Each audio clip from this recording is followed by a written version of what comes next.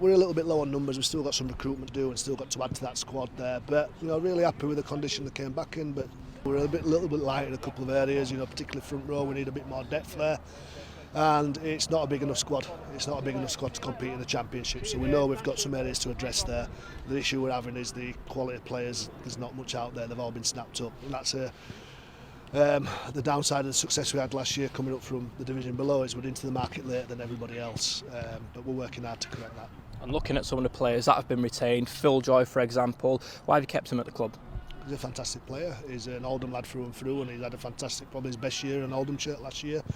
He's a big, solid front row, a great leg dive after contact. We'd be silly not to keep him. Ben Davis has signed as well. Ben Davis re-signed, so another middle there. Ben we're missing tonight due to work commitments, but Ben's another one. If we can keep him fit and healthy and on the training field, he's a quality player.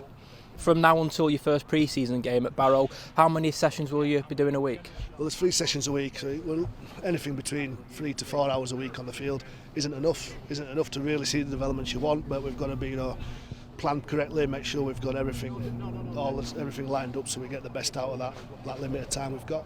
And looking at that Barrow game, I know it's become quite a tradition for Ruffians to play in it. Is it something you're looking forward to? It is. It's going to be an opportunity for us to blow the cobwebs off after Christmas and the New Year, test some of the systems and structures out we've put into place over pre-season, and also from a team bonding aspect as well. We'll probably use that weekend to knock all 3 of those things off. Yeah, it was good to see the lads, and as always happens, I had some of them texting me saying, when we're going to be back in. I mean, during the season they can't wait for a break, and then as soon as they get one, they look forward to being back and that camaraderie. And obviously they've done some fitness testing tonight, which Matt's pleased with, so we're off and running now.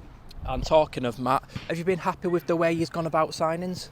Yeah, we've spoken regularly and met regularly, and it's a very important part of the season's planning, getting the right players in and what have you. And we're happy with where we are squad-wise at the moment, although we're not finished yet.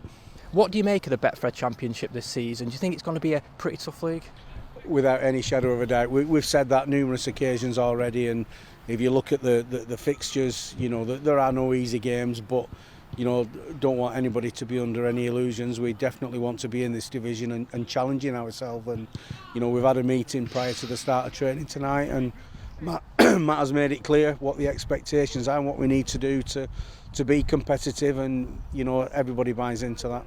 And looking at the season, home games will be played at Stalybridge Celtic's Bowerfold again. Can you tell us about the reason for that move?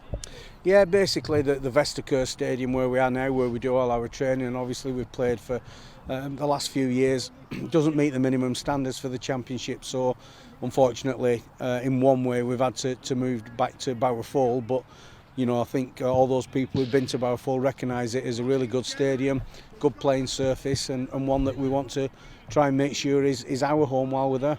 And has that deal come through Celtic chairman Rob Gorski? Yeah, myself and Rob, since we first went there in 2016, have become good friends. Spoke to him today actually, and yeah, they were very keen for us to go back there. And obviously once it became clear that we couldn't stay here, we were happy to conclude that deal with them. And looking at the season, 10 weeks away now, what are the aims and objectives, would you say, given the budget you've got and the players at your disposal? Yeah, well, it's quite clear really. Our main aim is to stay in the Championship, and that doesn't mean that we're not ambitious to be challenging and what have you, but we're also realistic, and we know how tough the division is, so that's the aim.